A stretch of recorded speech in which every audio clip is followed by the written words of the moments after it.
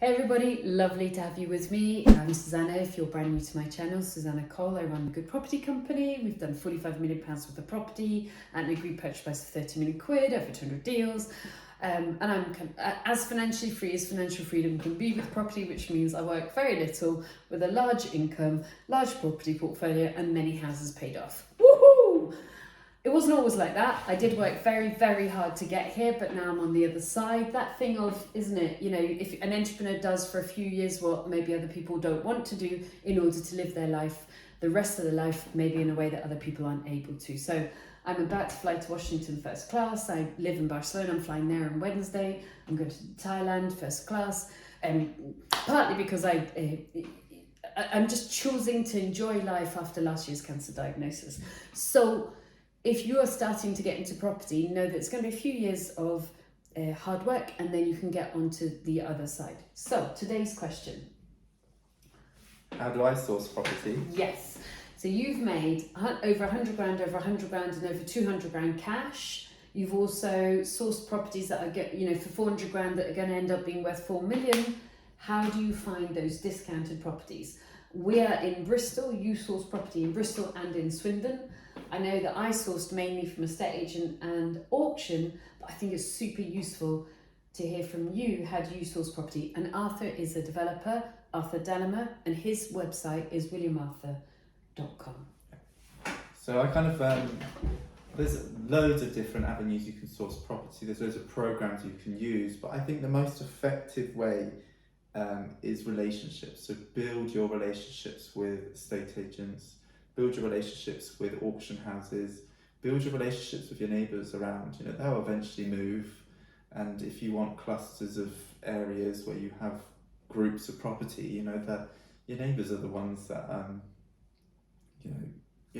I buy investment properties where I can fit multiple units within them, so making good connections with my neighbours where I can do the same as what I've done in mine with theirs is also very useful. Now, most of my big deals where I've made the most money are through direct to vendor, but that's kind of, on my day-to-day, finding a property and then hitting them with emails and letters.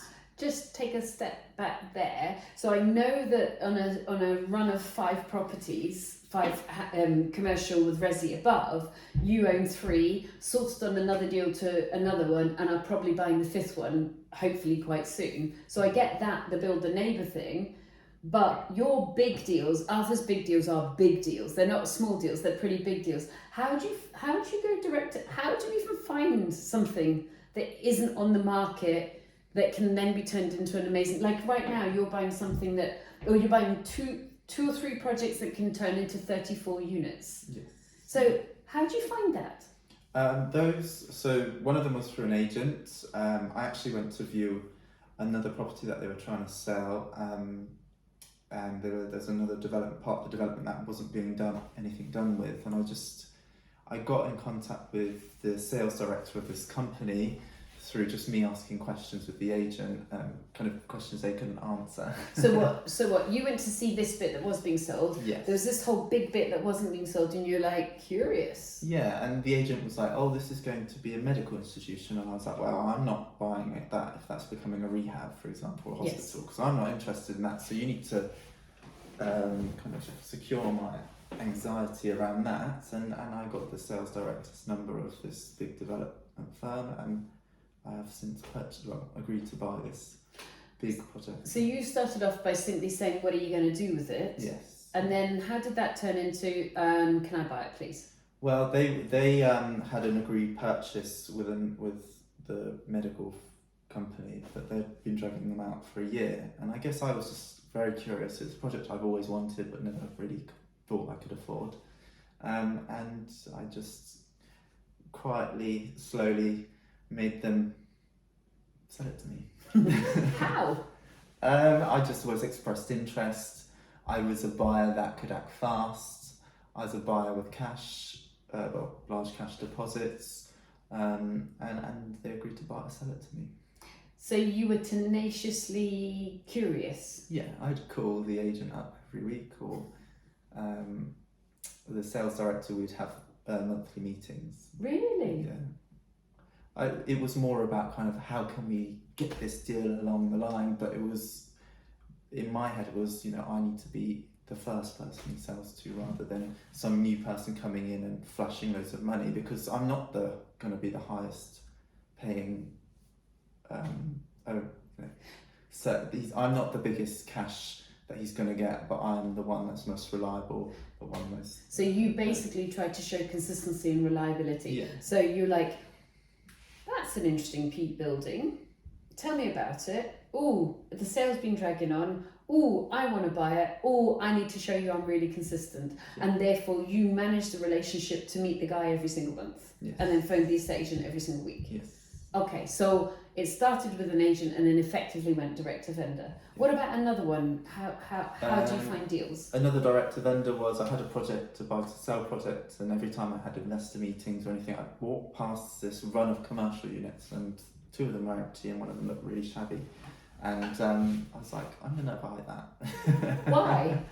Because where it was positioned and the opportunity that I think you could get from it was valuable to me.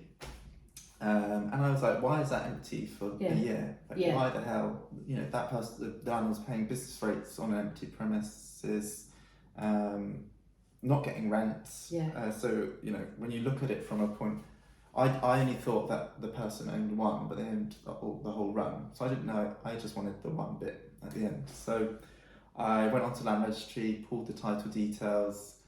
I got a name and an address, but when you looked further into where they lived, they'd since moved from that location. So I had no address, I had no one to hit.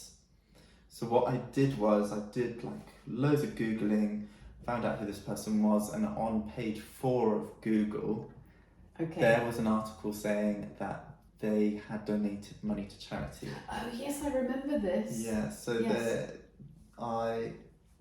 it's a very common name, so I just guessed, but I presume it was in that location, so not that many people within one location. So what I did was I emailed the charity. Yes. Where the donation went, and I said I need to get in contact with this person, and then they gave me an email address. Well, they didn't give me an email address, they sent her my email address and she got in contact with me.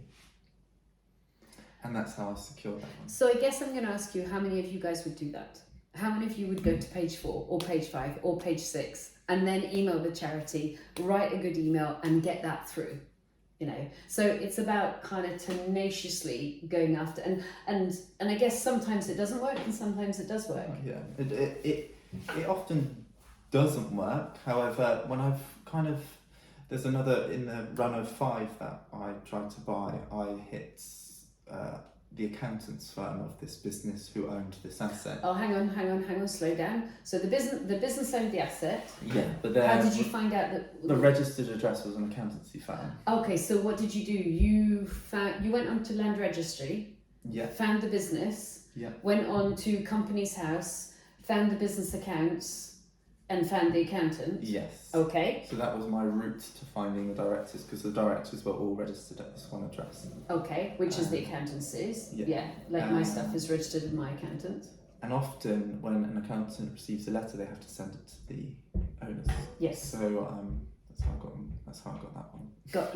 Got you. So it's simply following the trail. Yes, yeah, and you will not get a reply from the first letter you send. So you just send one in 2 months, in 3 months, in 5 months, in a year. Just keep hitting them until you're again the first person they contact because you've sent them 5 letters. And you became a multimillionaire age 23. Yes. So this stuff works. Yeah. I hope that's really useful. Subtle, quiet, easy to do from home. You've got to be quite tenacious, don't give up, and just crack on and get those deals. The off-market deals are the best ones. Ooh. Yeah. Well, when I come home from all my travelling, I'll get back into property again. Right. Remember, have a look at Arthur's website. No, Arthur's website is that of a property developer. It just might be useful to you guys, and that's williamarthur.com. WilliamArthurProperty. Oh, sorry, WilliamArthurProperty.com, sorry. And then you've got 2 things with me. Like and subscribe for the YouTube video and the YouTube channel, because there are some really insider videos like this one, and they'll be super helpful for you. And also, if you haven't already, or if you have, it's probably changed since you last went there, go to my website, which is called thegoodpropertycompany.co.uk, because I've produced really high, I mean, I've taught thousands of people, and I love seeing you guys succeed, and I love creating really good education templates, processes that are easy for you to follow. They're all on my website. Everything is downloadable straight away or joinable straight away. And you've got checklists and packs and 60-day academies, and at the moment you've got webinars to join as well. So have a really good and well-informed look on my website, which is thegoodpropertycompany.co.uk. But I think most importantly is don't give up, isn't it? Yeah, and what Susannah has in her kind of programs is like systems that you can follow. Of course, you need to adapt them to make them your own. Like any business, you take somebody's system and you improve it. So, you know, if you're looking for kind of a base and then adapt to make it your own and improve, then Susannah's programs are great for that. Good luck to you. That's the most important thing, that you take action. Yeah. Good luck.